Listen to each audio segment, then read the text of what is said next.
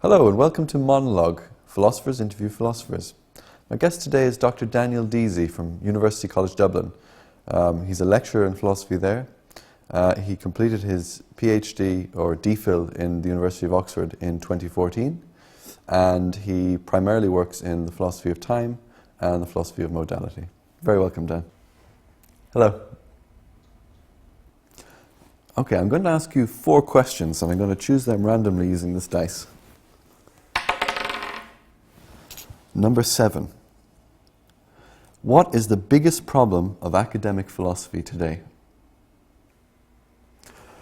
That's a very difficult question. Well, I think that a big problem with academic philosophy today, widely acknowledged, is the pressure to publish. I think everyone agrees that the pressure to publish has become so intense now, and it's become not just useful in getting a permanent position, but necessary to have 2 or 3 publications, which is very difficult for people. There aren't very many journals, and particularly for people in various sub-disciplines of philosophy where there might be 2 or 3 good journals, I think that the pressure is intolerable for them. I think it's still also a problem that there's a huge gender imbalance in philosophy.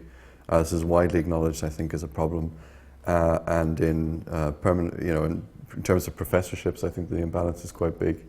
And I hope that people are taking steps to resolve that, and that we're making progress, but I don't think we can ease the pressure at all. We need to keep moving towards, full equality in that respect. Thank you, Dan. Okay, question number 2. Number 16. Which famous book would you like to have written if it wasn't already published? Oh, that's another tough one. Well, I think this might be a recurring answer of mine, but I'm a huge fan of Kripke's Naming and Necessity. I think that's just an incredibly rich piece of philosophy. It's obviously, it changed the whole philosophical landscape in the 20th century. The contributions it's made are still making an impact in analytic metaphysics, epistemology, philosophy of language. And I really don't think that we could do contemporary analytic philosophy without it. But at the same time, it's such an easy and pleasant read. On the surface, it's quite straightforward, but there's so much to it. Yeah, if I could have written that, of course, I would take that. Thank you. Good. Question number 3. Question 10. Which philosopher, dead or alive, writes the best papers, style-wise? Well, other than Florian Fischer, who really does write fantastic papers, in my opinion, and beautifully written, I think that my favorite papers are probably David Lewis's. He has such an easy writing style, and he really carries you along, but carries you along into quite difficult technical parts of metaphysics in a way that's friendly and accessible and just pleasant to read. I think he's a masterful stylist as well as being a very important philosopher. If I could write like that, I'd be very happy. Thank you, Dan. That's very interesting. Next question.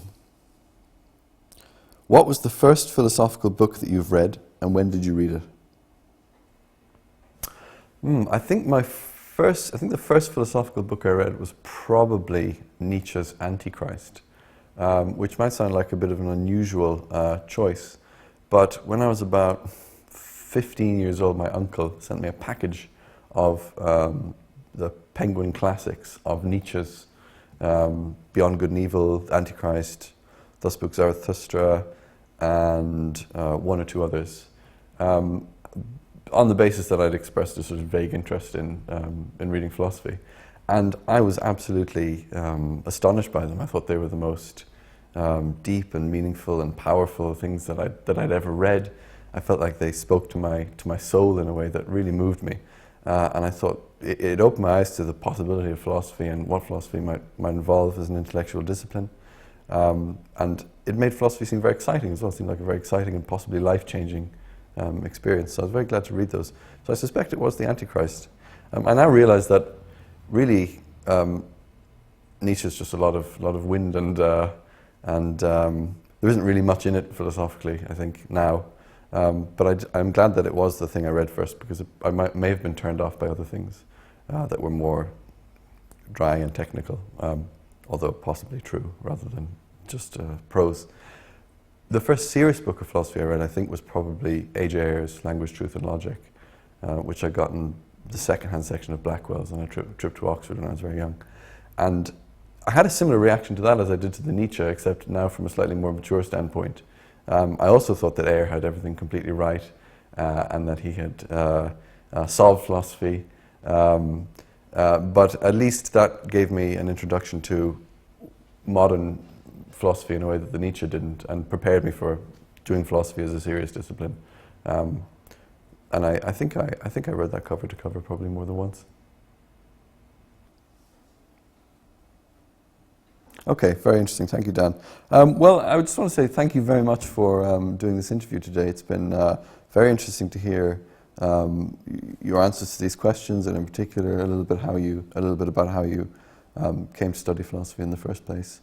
And yeah, thank you very much for being a guest on MonoLogue.